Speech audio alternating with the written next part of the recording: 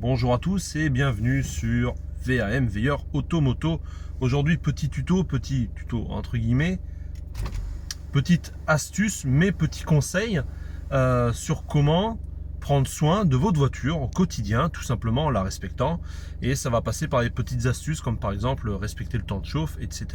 Donc je vais vous expliquer moi ce que je fais à chaque fois que je la démarre, que je l'éteins et que je l'utilise pour la respecter, et surtout dans le but qu'elle dure le plus longtemps possible et que je sois le moins emmerdé aussi au possible. Cette phrase ne veut rien dire. Bref, vous allez pouvoir voir ça tout de suite.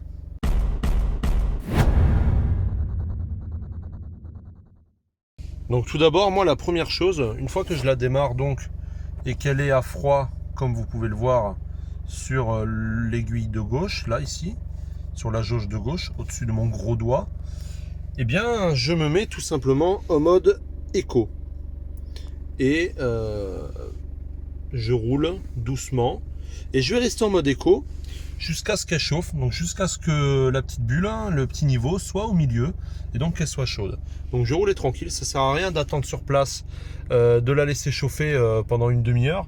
Ça sert à rien parce que tous les éléments de roulement, eux ne vont pas chauffer, les freins non plus. Alors que si vous roulez tranquillement et que vous y allez tout en douceur, elle va chauffer de façon naturelle.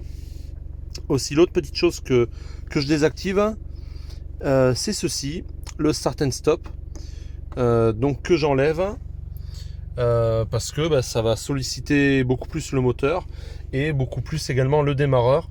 Après, je sais qu'en ville, par contre, souvent il m'arrive de le mettre parce que à cause de la pollution, j'aime pas quand je suis arrêté au feu et que quand je suis piéton et qu'il y a énormément de voitures arrêtées au feu, ça pue le carburant. Enfin bon, c'est lourd, donc je préfère le désactiver. Bon, bref, je couperai cette séquence.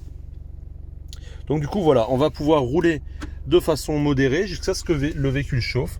Et quand ce sera le cas, nous pourrons passer sur un mode normal ou même plus dynamique si on est un petit peu pressé. Autre petite chose, donc toujours à froid, je ne mets pas la ventilation et encore moins la clim. Toujours dans le but de ne pas faire forcer le moteur pour qu'il puisse se réveiller tranquillement de sa nuit, et toujours dans le but de le respecter bien sûr. Donc pareil, je ne mets pas de grands coups de gaz ou autre, hein, j'y vais vraiment très souple. Là vous voyez un peu sur le contour, là je monte une petite pente, j'y vais vraiment tout doucement, tranquillement. Voilà, faut pas faire la guerre, faut vraiment respecter le moteur, le véhicule en général, et faire en sorte qu'il puisse chauffer tranquillement et surtout qu'il puisse être chaud avant qu'on puisse taper dedans, parce que c'est là où on risque de faire de la casse. Voilà, donc maintenant ma voiture est chaude, donc je peux activer le mode que je souhaite. Donc je vais me mettre en normal. Voilà, mode normal. Et maintenant je vais pouvoir adopter le style de conduite qui est le mien, le vôtre, dans votre cas bien sûr. La voiture est chaude, donc on est tranquille. Après bien sûr ça n'empêche pas qu'il faut faire attention. Ça sert à rien d'aller taper la zone rouge, taper le rupteur à fond tout le temps. Il n'y a aucun intérêt. Et aussi on peut faire attention par exemple aux dodanes, hein. Moi je passe les dodanes doucement. Moi je ne passe pas non plus à 2 à l'heure, enfin je pense pas, mais je fais en sorte de passer les dodanes quand même doucement. Ça serait bête d'endommager inutilement les amortisseurs, roulements et autres pneumatiques, etc. En passant comme un abruti sur un dodane, surtout avec une voiture plutôt basse comme celle-là.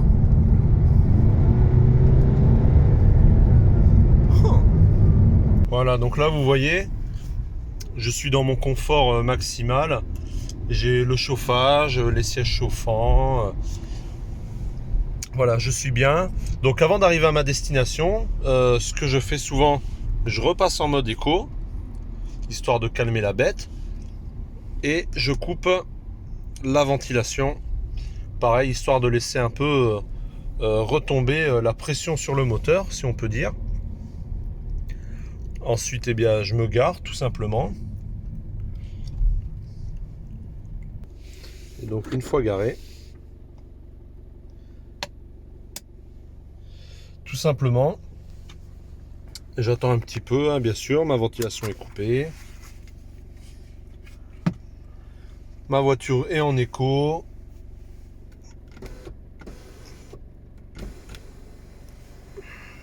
J'en profite pour ajuster un petit peu mes affaires, voilà.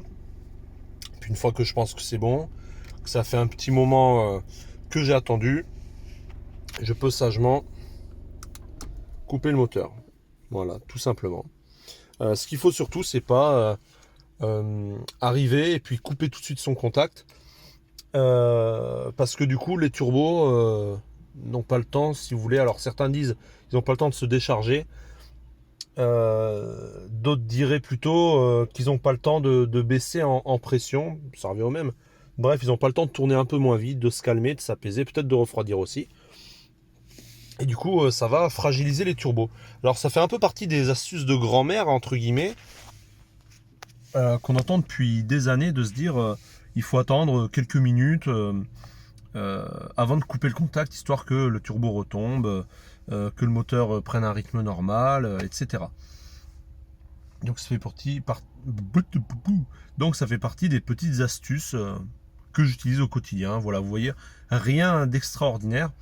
Donc j'espère que ça vous a été utile. Si vous aussi vous avez des petits conseils, on est dans le noir, des petites astuces ou autre chose comme ça, n'hésitez pas à me les dire, à les partager dans les commentaires. Ça peut intéresser déjà moi et puis d'autres personnes. Donc merci à tous d'avoir suivi cette vidéo. Comme d'habitude, pensez à liker, à partager, à vous abonner. Excusez-moi, on se retrouve dans le noir. Je vous remercie tous et à très bientôt.